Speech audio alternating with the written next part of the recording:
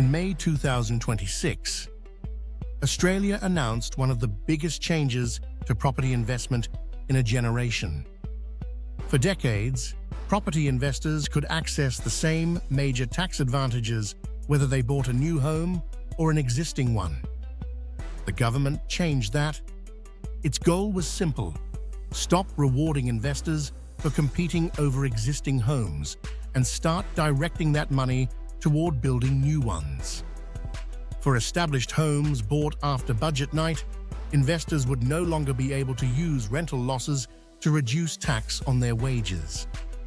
New builds kept that advantage, and the 50% capital gains discount would be replaced with a completely different system.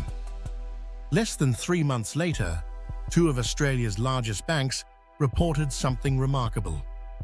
This is AxisShift, and before this video ends, you'll understand why Australia has just begun one of the biggest experiments in its property market in a generation.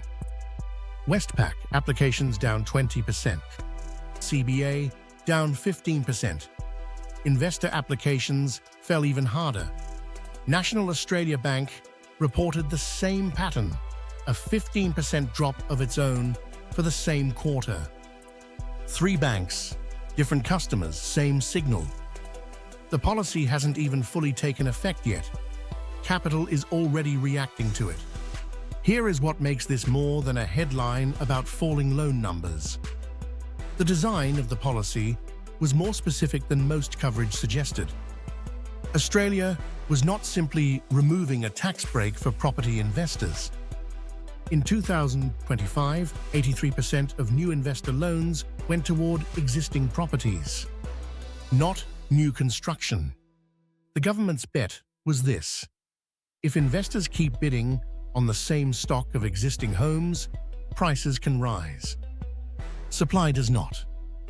So the theory was simple: change the incentive. Move investor capital from bidding wars to construction sites. The Reserve Bank had already been raising the pressure before the budget arrived. 3 rate hikes in the first half of 2026. The average mortgage holder now pays around $359 more each month than they did at the start of the year. Then, this week, the Reserve Bank held rates steady for a second consecutive meeting. Governor Michele Bullock did not rule out another hike. Markets that had priced in rate cuts were told, in her words, they were getting ahead of themselves. So the property market is absorbing 2 shocks at the same time: higher borrowing costs and a fundamentally different set of incentives underneath the entire market. CBA's chief executive described it plainly: the combined weight of interest rates, cost of living, and the new tax settings had taken the wind out of the market. Getting that back would take time. This is not a housing crash. Both banks remain highly profitable. CBA posted a record $11 billion annual profit. Home lending overall was still up for the year.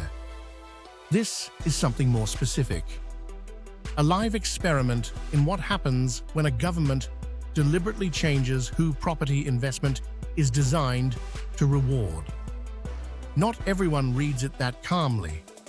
ANZ's own economists doubled their price forecast this week, now expecting capital city prices to fall more than 10%, peak to trough. Same data, different conclusion. So what does this mean for you? If you're a first-home buyer, the government is betting that fewer investors bidding for established homes will reduce one source of competition. Whether that actually makes housing substantially more affordable is another question. If you're a property investor, what you buy next suddenly matters much more. An established home and a newly built one no longer come with the same tax treatment. And if you already owned an investment property before the changes, the existing arrangements are grandfathered. Australia has run large economic experiments before: compulsory superannuation, floating the dollar. This is smaller in scale, but it is testing the same basic question. What happens when you change the incentive underneath a market that an entire country's wealth is built on top of? The mortgage applications have already answered the first question. Capital moved almost immediately. Whether it moves to where the government wants it, new homes, not old ones, is the experiment still running? Subscribe to AxisShift, because the world is turning, and you should know which way.